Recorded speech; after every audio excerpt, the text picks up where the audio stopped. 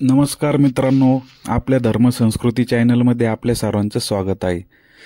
श्रावण मास चालू आहे सध्या। पवित्र महिना जो भगवान महादेवाला पवित्र समजला जातो, शुभ समजला जातो, त्यांची पूजा अर्चा करण्यासाठी श्रेष्ठ महिना समजला जातो। तर हा श्रावण मास नेमकं महादेवांना का बरं प्रिय असतो, श्रावण मासातच महादेवांची सेवा जास्त का बरं केली जाते, याची एक थोडक्यात माहिती आपण आज या व्हिडिओमध्ये बघणार आहोत। काही बऱ्याचशा दुर्मिळ गोष्टी असतात त्या आपल्याला माहीत नसतात, पण जे पाठीमागून पुढे चाललंय त्या पद्धतीने आपण काम करीत असतो। तसंच दरवर्षी श्रावण मास येतो, आपण महादेवांची सेवा करतो, पण नेमकं का बरं असं होतं? तर बघा, भारतीय संस्कृती निसर्ग आणि मानवतेचं जे नातं आहे सातत्याने जपण्याचा प्रयत्न करीत असते। मग बघा, या महिन्यामध्ये जर बघितलं आपण तर पाऊस खूप पडत असतो, निसर्ग नटलेला असतो, विविध प्रकारचे फुले फळे ह्याच महिन्यात मिळत असतात, कारण 2 महिने पाऊस सुरू होऊन झालेले असते, त्याच्यामुळे पूर्ण निसर्ग हे खुललेला असतं। आणि बघा, आषाढ महिन्यामध्ये ज्यावेळेस आषाढी एकादशी असतं त्यावेळेस आपण म्हणतो देवशयनी एकादशी, त्यावेळेस भगवान विष्णू हे जे ह्या पृथ्वीचे पालन करते आहेत ते आपल्या योग निद्रेसाठी जात असतात, आणि योग निद्रेला विष्णू भगवंत गेल्यानंतर ह्या ज्या पृथ्वीची जबाबदारी येते ती भगवान महादेवांवर। आणि बरोबर बघा, एकादशी झाल्यानंतर श्रावण मास एक 10-12 दिवसानंतर अमावस्यानंतर श्रावण मास सुरू होतो। मग श्रावण काही आता उत्तर भारतामध्ये लवकर चालू होतो, आपल्याकडे थोडा 15 दिवस उशिरा चालू होतो। मग हा श्रावण मास ज्यावेळेस सुरू होतो त्यावेळेस पहिलं कारण म्हणजे हेच आहे की श्रावण मास सुरू झाल्यानंतर हे भगवान महादेव हे ऍक्टिव्ह झालेले असतात पृथ्वीचं तत्व सांभाळण्यासाठी किंवा पृथ्वीचं पालन करण्यासाठी। महादेव ही तशी बघितली तर लयाची देवता आहे, नाशाची देवता आहे, पण ज्यावेळेस विष्णू भगवंत हे योगनिद्रेसाठी जातात त्यावेळेस भगवान महादेव ही पृथ्वीचं पालन करत असतात। मग यामध्ये काय होतं, आषाढ महिना संपल्या काय होतं, श्रावण महिना सुरू होतो। श्रावण महिना म्हणजे पौर्णिमा नक्षत्राच्या दिवशी श्रवण नक्षत्र येतं, म्हणून त्या पौर्णिमायुक्त जो महिना येतो ना, म्हणून त्याला श्रावण महिना म्हणतात।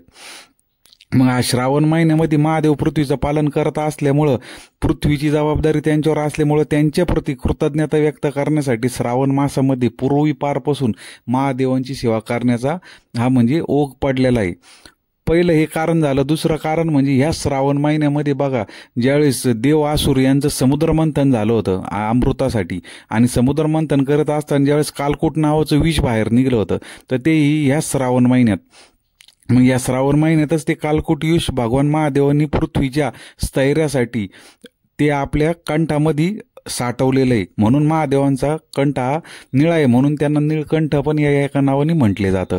हे एक दुसरं कारण झालं। म्हणजे महादेव बघा पृथ्वीच्या या सृष्टीच्या कार्यासाठी चांगलं होण्यासाठी झटत असतात, म्हणून हा एक दुसरा फायदा आहे।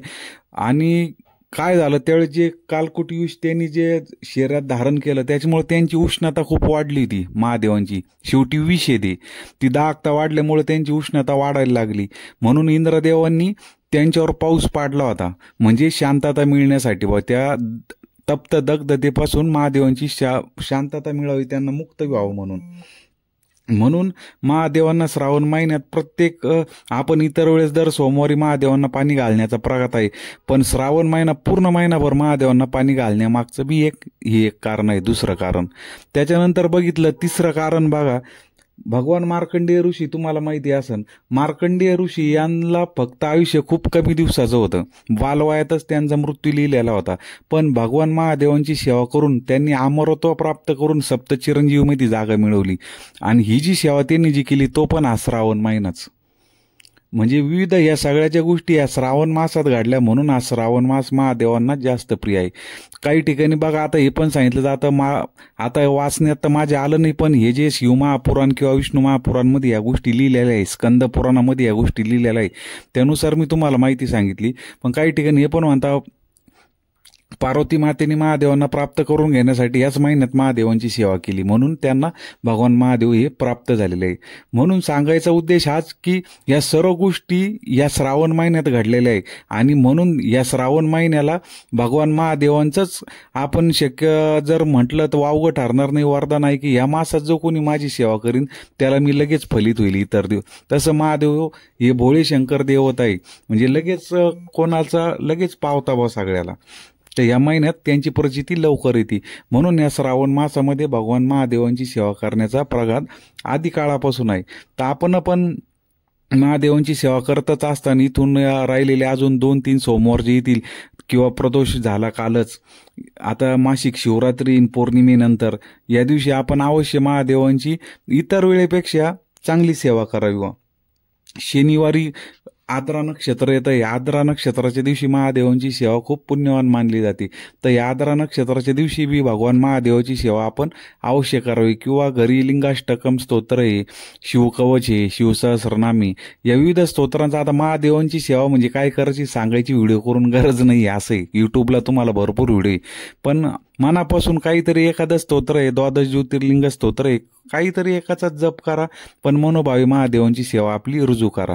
त्याच्यानंतर बघा, श्रावण मासामध्ये अनेक सण पण येतात. नागपंचमीचा सण होऊन गेला, त्याच्यानंतर बैलपोळा सण येणार आहे श्रावण अमावस्याला. त्याच्यानंतर मध्ये आता कानबाई उत्सव होऊन गेला खानदेशमधला. म्हणजे असे विविध सण साजरे केले जातात या श्रावण महिन्यामध्ये. पंचमीचा सण ज्यावेळेस सासूरवाशीने एखादी मुलगी माहेरात येते त्यावेळेस ती जिम्मा फुगडी झोके खेळून पुन्हा आपल्या संसाराला लागते. म्हणजे हा जे श्रावण मास आहे त्याच्यामध्ये हा धार्मिक महिना झालेला आहे.